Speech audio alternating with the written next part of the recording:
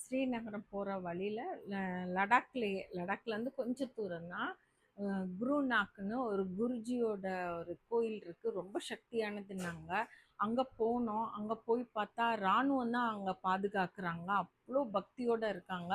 அங்கே சாப்பாடு எல்லாமே கொடுக்குறாங்க மக்களுக்கு. அதில் அவரோட கதையை கேட்டால் ரொம்ப ஆச்சரியமாக இருக்கும். ஒரு மலை மேலே ஒரு அரக்கன் வாழ்ந்திருக்கான். அவன் அந்த மக்களை துன்புறுத்தும் போது இவர் வந்து அப்படி சுற்றி திரியிறவரான். எல்லாம் நேபாள் வரைக்கெல்லாம் போயிருக்காரு அந்த குருஜி. மலை அடிவாரத்தில் கீழே வந்து உட்காந்து தவம் பண்ணியிருக்காரு. அவரை பார்த்தோன்னா மக்கள்லாம் நிம்மதியாக போய் படுத்திருந்திருக்காங்க. இந்த அரக்கன் வந்து எப்படியாவது இவரை கொன்றணும்னு அந்த பாறையை, மலை மேலே உள்ள பாறையை உருட்டி விடுறாரு. அந்த பாறை வந்து அவர் மேலே விடும்போது ஒரு ரப்பர் பந்து மாதிரி ஆகி அவர் முதுகில் அப்படியே அமுக்கி அந்த அச்சு அப்படியே இருக்குது. அதே அரக்கன் இறங்கி வந்து இவர் உயிரோட இருக்கானான்னு பார்க்குறான். இல்லை, உயிரோட தான் இருக்கானோன்னா காலால் எத்தும்போது அந்த பாறைக்குள்ளே அந்த அரக்கனோட கால் போய் சிக்கிக்கிழுது.